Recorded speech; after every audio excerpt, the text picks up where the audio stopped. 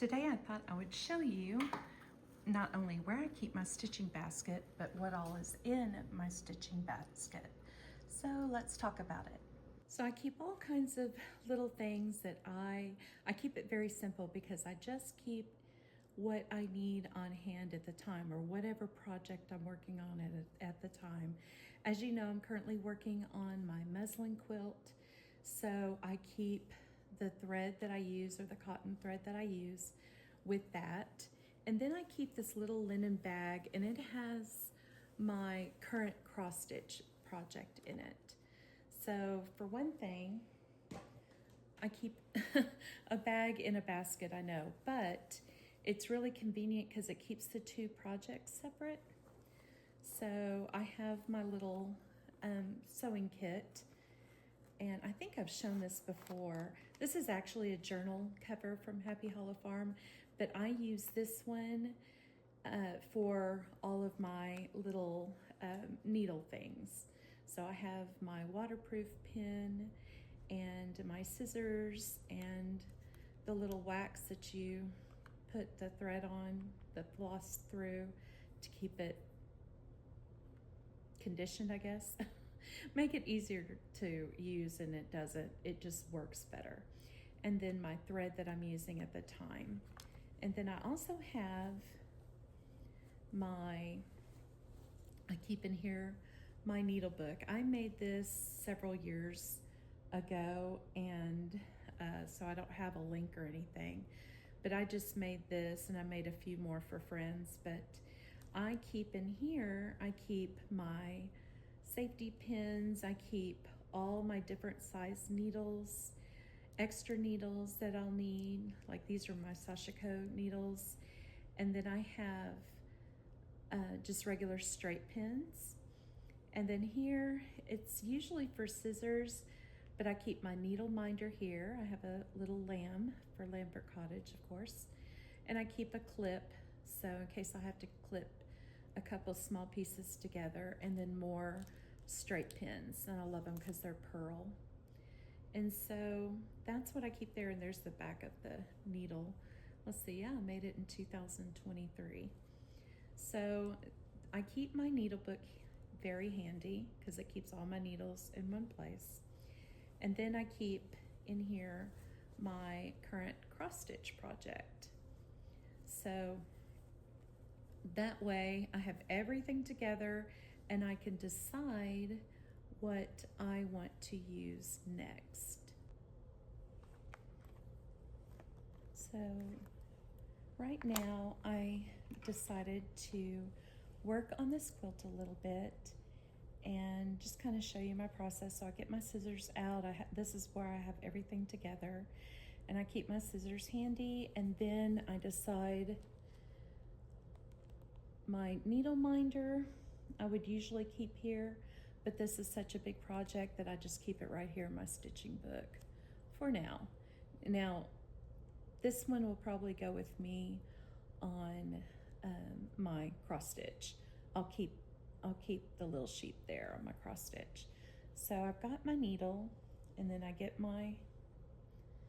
just have my thread handy, and see, everything's right here in the basket, right here where I keep it all in one place.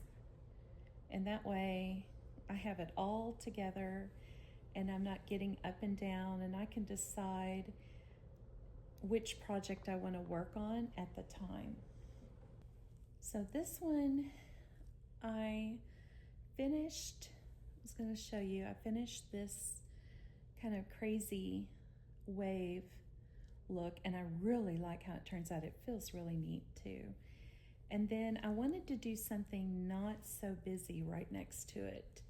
So I just have this like square with these little X's in it, little tiny ones, because I didn't want them too big because I didn't want them competing with this pattern here.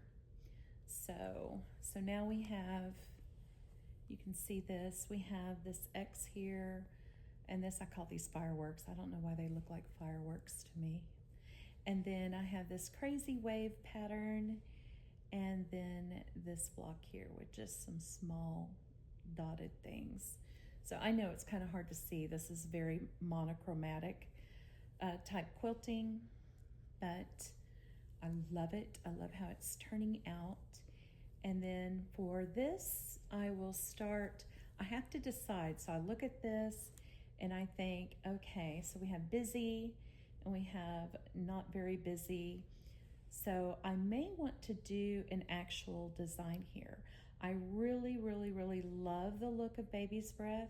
So, and I know I did that here, but what I'm thinking about doing, see this here?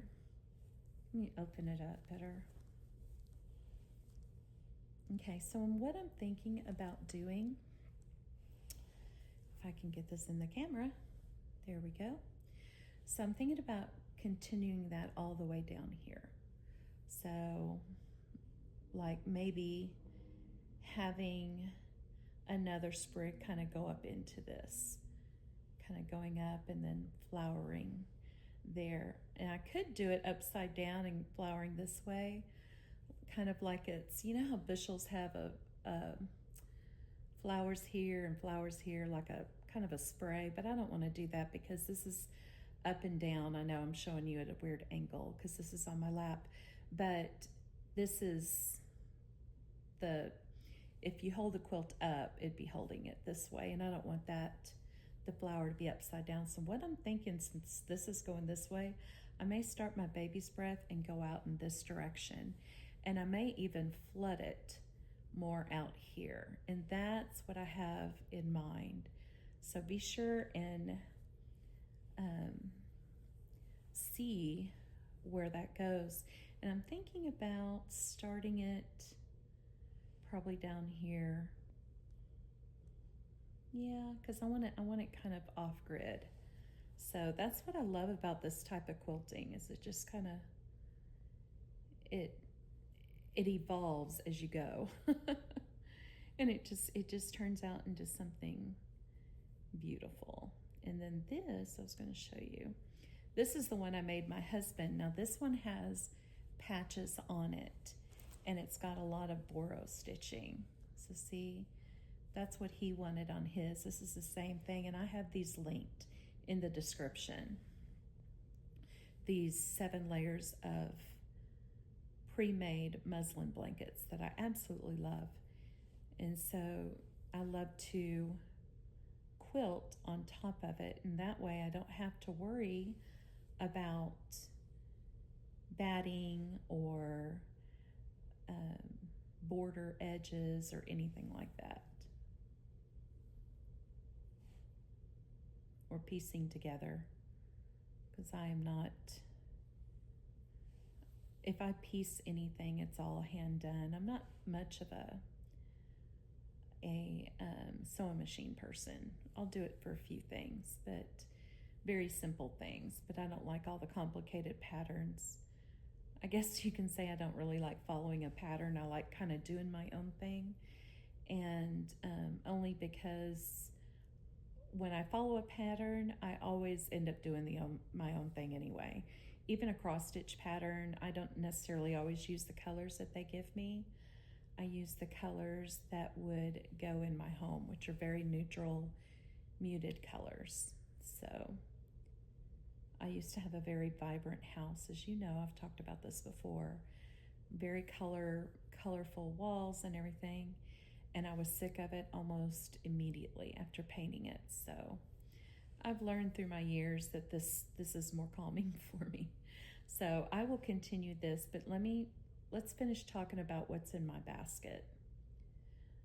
So since this is already threaded, I'm just going to keep it here rather than on my needle minder, because this is such a loose weave that I don't mind this staying here for a while. It's not going to poke holes in the fabric like you would a tighter linen. You wouldn't want to do this because it'll leave larger stretch marks in your fabric. But this is such a loose weave that it doesn't matter. So that's what I'll do here, and then I will put this, I'll fold this back up and put it in my basket, and I'll show you what I do next. Okay, so next for my stitching project, you've already seen me take this out, but I have my cross stitch. and this is an ongoing thing, so I really like keeping this handy. I just keep this in a little linen bag, and I know I'll get asked. These bags come when you buy the leather journals at Happy Hollow Farm. Again, I will link all this, but it comes in this bag, but I use this bag for everything. And I'm actually thinking about sewing on this as well. Wouldn't that be pretty? See, it's kind of a backpack type. It's got the two strings that you can put around your arms on either side, but I just keep that really handy here. So I may stitch on this. I think that'd be a pretty project. So let's go ahead and let's get the needle we'll be using for our cross stitch. And then see, I just keep everything stays real handy right here. Actually, I keep this in here.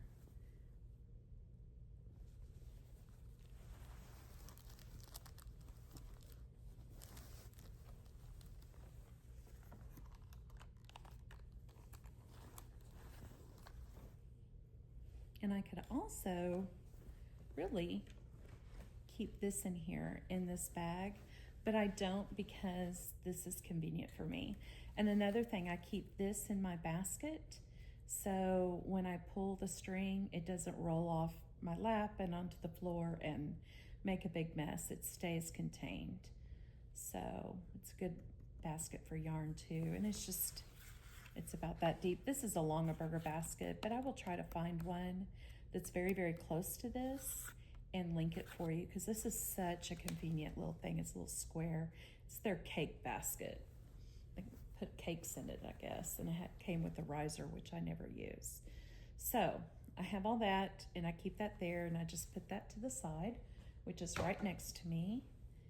And then, so when I'm in the mood for this project, I start on this one. And then I see where I am and go from there. So let's see, the next project, I think I'm going to start working on this little basket. So that's what I'll do next, right here. And then I'll get out my thread. I just put this up. I'll get out my thread and my little wax thing. See, everything is contained. Everything's organized. I'm a very organized person. So that's what I wanted to show you, how I keep up with different projects. I organize and I put things in like little sections, and I keep everything in one basket. Put my needle there. And I have my needle in place here because it's not going to be very long. Plus, these holes are pretty big, so it won't stretch out too much. And then I just take this and run it through. And this conditions your thread, especially if you have very, very long thread. It conditions it and keeps it from doing crazy things. Now this is a little long, so I'm going to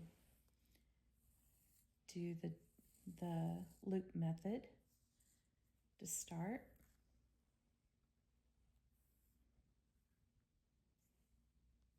Okay, and then I'm going to save this. Another thing, that's another reason to keep a basket next to you, because you can put your little threads and things. If you don't have another end table, you could just keep it all contained in the basket.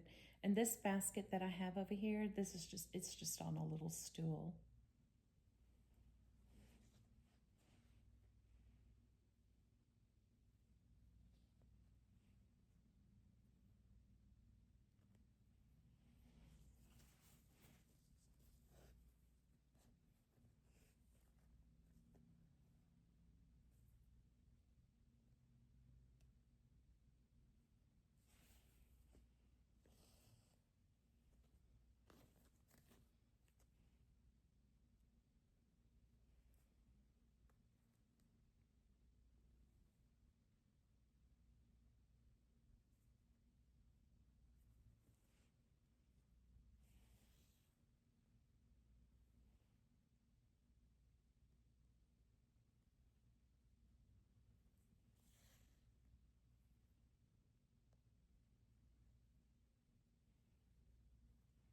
And then when I'm finished, I wrap everything up.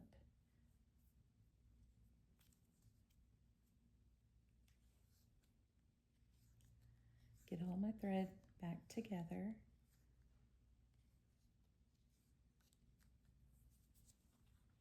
And I get my scissors together.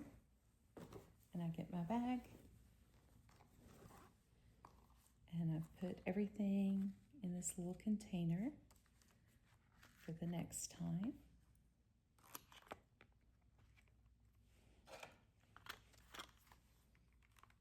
And zip this up since it won't be. Get my needle minder out. Put this back. And that way I have a place to park my stitches. And I'll try to find this one as well and link it for you. It's so cute. I've got a sheep because my last name is Lambert. And then he will happily hold that for me. And then I just roll this up. And I roll it so it doesn't wrinkle as much if you roll it. And by the way, when you're packing clothes, it's best to roll them and they don't wrinkle that way. Just another little tip I have for you. And then I just gather my cute little linen bag. I love the feeling of this. My cute little linen basket or bag up. Put it in my basket. And then I'm ready to start for the next time I want to stitch. So thanks for watching, and I will see you on the next thread.